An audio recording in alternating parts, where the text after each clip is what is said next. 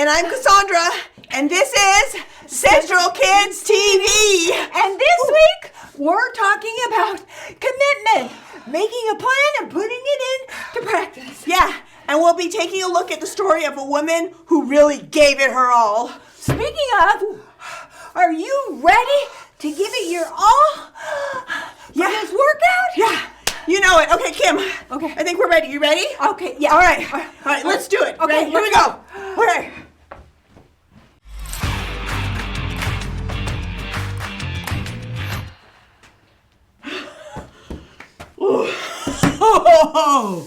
Oh gosh. Okay, everyone. Kim is on her way. Yeah. Okay. Oh my gosh, Cassandra. Yeah. I'm exhausted. All right, Kim.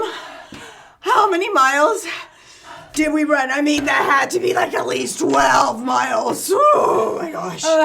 Cassandra, it was 1 mile, not quite a mile. Okay, well, how many sit-ups did we do? Well, we did like 12 sit-ups. Oh, that's a record for us. Oh, yeah, thumbs up. We did it. Okay, Kim, we have 1 more mile to go. We got to keep up with our training. I can't, Cassandra. I can't move. We can't stop now, right? It's commitment. We got to keep moving fast. Can we just rest for a little bit? I mean, have some water, maybe an energy drink. Okay. Resting is actually, really important when working out, and so is staying hydrated, but no, those energy drinks, we can't do those. Those are terrible for you. But we can make our own energy drink. Yeah. Make our own? Yeah. That sounds like a lot of work. Oh, no. I'm tired. All right, here we go, guys. This is a healthy energy drink. Really? I call it Summer Splash. Summer Splash? Yeah. What makes this so good for you? Okay, so most energy drinks in the store, well, they're filled with things like sugars and caffeine and artificial flavors, and I'm allergic to most of them. Okay, but they taste so good. Yeah, this will taste good too. Packed with vitamins and electrolytes. Electro what? You know how tired you are, like after a workout? You mean like right now? Yes, that's partly because of dehydration. Okay, you mean when our body loses fluid? Right, and when we exercise, we sweat, and sweat is made up of salt and water. Causing dehydration. Yes. So why can't we fix dehydration by drinking like regular water? I mean, you can, but the electrolytes, they can help because they have minerals and salts, and they help our bodies absorb the fluids faster. Oh, like water. Yeah. I get it better and faster. Right. Okay, I'm ready to make a summer splash. Okay, guys, this is what you're gonna need. You're gonna need 1.5 cups of water, 4 cups of unsweetened coconut water, and then 2/3 cup of lime juice. You need just a quarter teaspoon, not too much. And this is that Himalayan sea salt, the pink kind. It's so pretty. Put that in, and then we need a little bit of sweetness, right? Well, yeah, that sounds yucky without some honey. So 2 teaspoons of honey. That's it? Just 2 teaspoons. Pour the bottle in there. I'm not putting the 2. This is healthy for us. 2 teaspoons. There you go. Okay. All right, now we stir. Good. So this is the longest part. I can't wait to have a taste, Cassandra. Okay. Okay. Ready? Cheers! All right. That is refreshing. It's pretty good. Yeah. A little ice. We should have got some ice for it. A little summer splash. I feel better already. Me too. I'm full of energy. Do you want to do another workout? How about we do the story Before. The story. The story before the story. Today, we're in the book of Mark, one of the 4 Gospels that tell the story of Jesus. Mark was a close friend of Peter and likely recorded Peter's stories of following Jesus for the new believers then and for us today. For 3 years, Jesus traveled all across Israel and Judah with his disciples. He gave himself completely to helping people and teaching them about God's kingdom.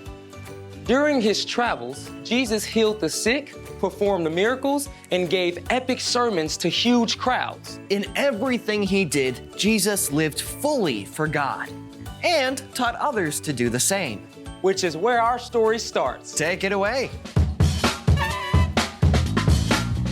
Today's scripture is about a woman who truly gave up everything that she had for God. One day, Jesus was teaching in the temple courtyard as some religious leaders watched. Now, these men wanted to get rid of Jesus because he challenged the way they had always done things. They often looked for ways to trick or trap him. Jesus knew what they were thinking. Watch out for the teachers of the law. They love to have the most important seats. They take over the houses of widows. They say long prayers to show off.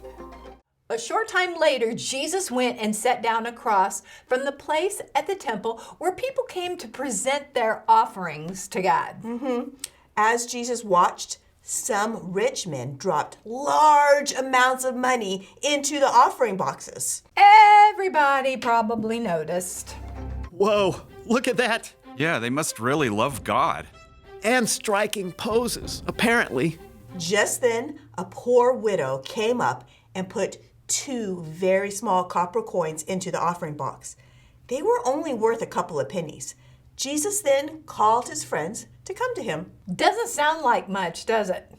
But you have to understand, at that time, most women couldn't work at a job outside of their home. They had to depend on their husbands. So, a woman whose husband had died, well, often they had very little money or anything else. Jesus knew all about the widow at the temple.